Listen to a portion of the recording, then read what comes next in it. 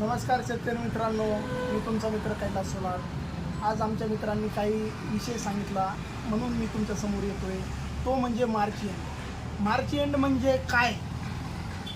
दुकानदार आणि कंपनी ह्या दोहीमधला दुवा म्हणजे मार्च एंड। ह्या मार्च एंडला कंपनीचं आणि दुकानदाराचं पूर्ण हिशोब आर्थिक वर्ष म्हणजे मार्च एंड। म्हणून ह्या मार्च एंडला देणं घेणं कंपनीची जे बी असेल हे मार्च एंडला क्लिअर करावं लागतं। म्हणून हे शेतकरी जे आहेत ना, शेतकऱ्यांना ह्या मार्च एंड निमित्त दुकानदाराचे फोन जातात आणि म्हणते ते मार्च एंड, ते म्हणते ते मार्च एंड आम्हाला माहीत नाही। हे बघा मित्रांनो, जेणेकरून दुकानदाराकडे असं एखादं झाड नाही आहे की ते त्या झाडाचे पानं वरबडील आणि कंपनीला देईल।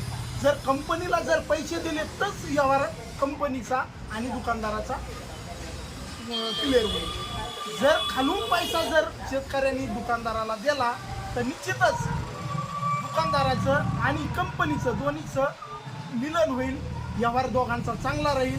जेणेकरून ह्या दोघांचा जर व्यवहार चांगला राहिला तर कंपनी योग्य रेटमध्ये दुकानदाराला देईल आणि दुकानदार योग्य रेटमध्ये कस्टमरला देईल। म्हणून निश्चितच जे बी कोणी कस्टमर असतील, शेतकरी असतील, त्यांची कोणाची बाकी देणं दुकानदाराची राहिली असेल तर निश्चित मित्रांनो मार्च एंडच्या आधी दुकानदाराला सहकार्य करा आणि निश्चितच आपल्या माध्यमातून आपले जे बी काय पैसे असतील दुकानदाराला मार्च एंडच्या आधी जमा करा।